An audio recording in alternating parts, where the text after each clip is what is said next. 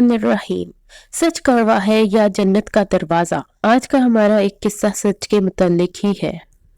हजरत सैयदना अब्दुल कादिर जिलानी रहमतुल्लाह फरमाते हैं कि मैं बगदाद जाने के लिए एक काफिले में शामिल हुआ। जब ये काफिला शहर की हदूद से बाहर निकला तो रास्ते में 20 लुटेरों ने काफिले पर हमला कर दिया और काफिले का तमाम माल और असबाब लूट लिया।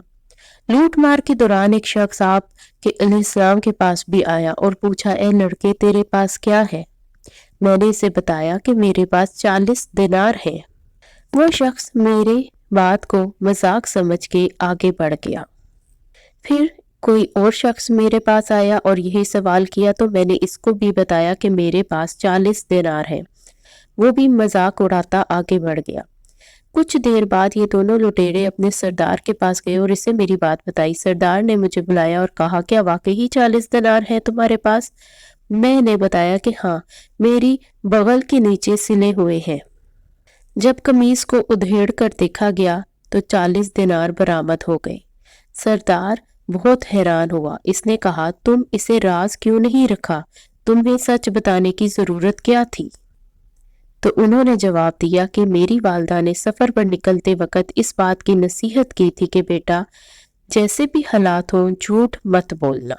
जी दोस्तों, वीडियो अगर पसंद आ रही है तो शेयर, लाइक एंड सब्सक्राइब जरूर कीजिए। तो उन्होंने फरमाया कि मैंने इसलिए सच सच बता दिया।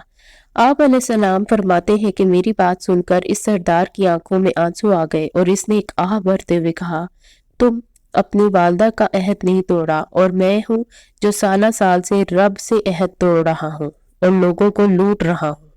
और इस एक सच से उस सरदार ने लूट मार छोड़ दी और तमाम काफिले वालों को उनका माल वापस कर दिया। दोस्तों, ऐसे ही एक मुल्क में एक आदिल बादशाह हुकूमत करता था। इसका एक ही बेटा था जिसका नाम कलीम था, लेकिन इसके बेटे में कुछ बुरी आदत थी कि वो नमाज नहीं पढ़ता था और खुदा की नेमतों की नाकदरी करता था। बादशाह अपने बेटे को इस हाल में देखकर बेहद परेशान रहता। इसी कश्मकश में दिन गुजर रहे थे कि एक दफा बादशाह ने एक फकीर की सदा सुनी कि खुदा का जलवा एक अमल से मिल जाएगा। बादशाह बेहद परेशान हुआ कि जब तक बुराइयों से पाक ना हुआ जाए तब तक अल्लाह ताला का जलवा, अल्लाह ताला की नेमतें कैसे पूरी हो सकती हैं। बादशाह ने फकीर को बुलाया और कहा कि मेरे बेटे को कोई ऐसी नसीहत करो कि वो अपनी बुरी आदतें छोड़ दे। फकीर ने बादशाह के बेटे को बुलाया और कहा, बेटा, हुजूर सल्लल्लाहु अलैहि वसल्लम का फरमान है, झूठ नहीं बोलना। मैं तुझे सिर्फ एक नसीहत करता हूँ जिसे हमेशा याद रख। मेरी ये नसीहत है कि जिंदगी में हमेशा सच बोलो। ये कहकर फकीर चला गया। क्योंकि शहजादा एक नसीहत पर अमल करने को तैयार था, लिहाजा सच इख्तियार करना पड़ा। अब वो बाप की नाराजगी से बचने के लिए नमाज बाकायदगी से पढ़ता, क्योंकि वो पहले की तरह झूठ बोलकर ये नहीं कह सकता था कि इसने नमाज पढ़ ली है। इसी तरह वो खुदा की नेमतों की नाकदरी भी नहीं कर सकता था।